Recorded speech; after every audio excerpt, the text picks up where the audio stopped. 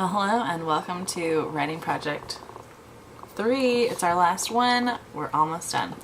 Writing Project 3 is a multimodal project, which is a fancy word for saying we're going to use more than just writing in order to make an argument. In this case, we're going to use a digital image.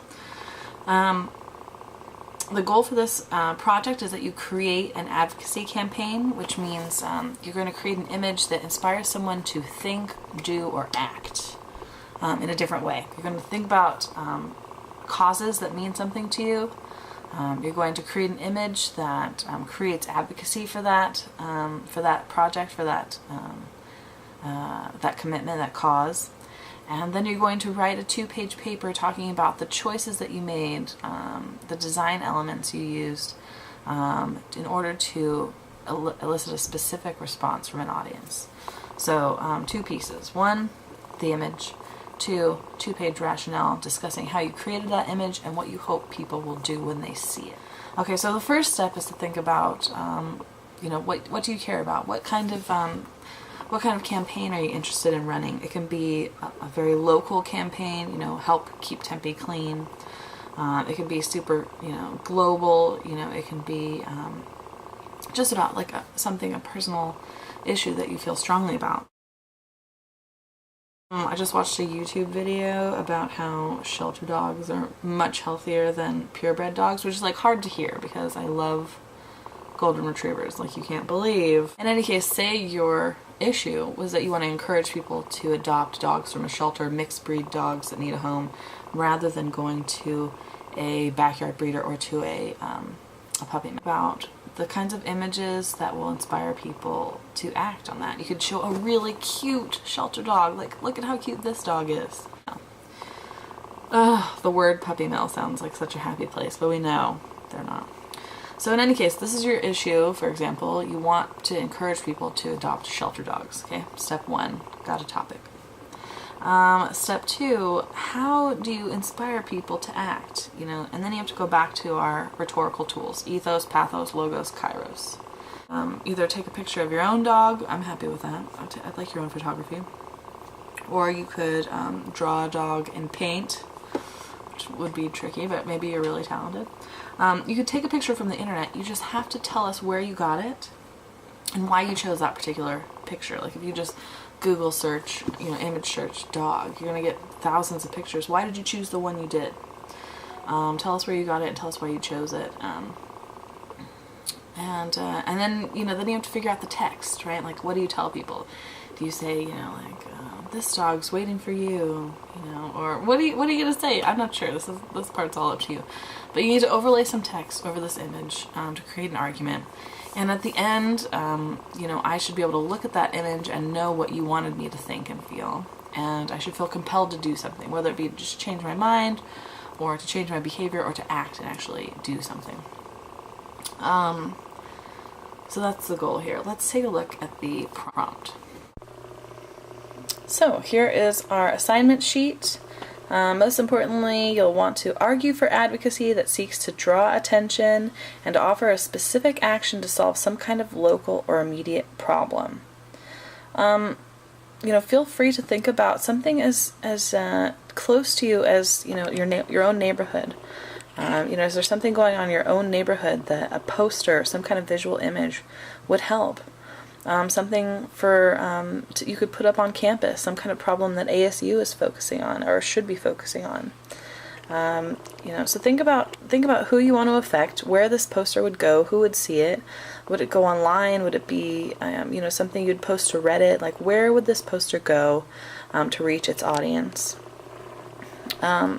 These practical proposals tend to be narrower, okay? Practical advocacy, tends to focus on something really small that people can actually make a difference in the immediate sense. You're welcome to do something more global, like climate change, like world hunger. It's just, sometimes people feel overwhelmed by those kinds of problems and respond more immediately to a very focused and narrow issue. So keep that in mind. Okay. Here are the assignment goals. We're still focusing on rhetorical purposes and our rhetorical strategies, ethos, pathos, logos, and kairos. Probably pathos and kairos here, and as well as logos, will be really readily available to help you achieve this goal. I want to draw your attention to the grading criteria here. I am not requiring you to build a website. That's something I do over the 15-week semester, but in the summer it's too much to cram into the third project. So I'm only requiring a digital image and a 2-page rationale. Okay, so you're not required to build that website. Okay, so let's talk about what the rationale should do. You're going to be doing some reading tonight, both in the textbook and in this PDF I sent you that's linked in the syllabus and also in the discussion board post. And this is what it looks like here. Okay, it's a really useful toolkit that's used by real nonprofit organizations as a presentation about how to create these digital images. So I assigned you just a couple pages, and it's a long document, it's like 40 pages. I just assigned you a couple of pages that talk about how to identify your audience, how to get to the root cause of a problem, just some really interesting things for you to think about as you go to create this image. So I just want to start here. If you start with your issue, and then if you go to page 9 and 10 of this document, it helps you figure out what are the root causes of the issue and how can you suggest a way to think differently about the problem. For example, the immediate problem. Children are not going to school. Why? They keep falling ill. Why? They drink bad water. Why? The well is too far from school. Why? The government said it would dig a new well last year, but it hasn't. Why? Government has not released the funds they promised. Why? Bilateral donors haven't released the pledged funds. Okay, so when you start with the problem, and then you keep asking why, you can often get to a root problem.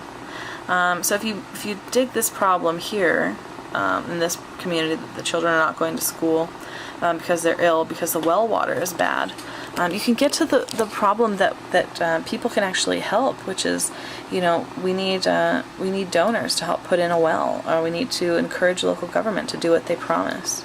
So the action that you encourage people to take, might be that you want to have people lobby their central government.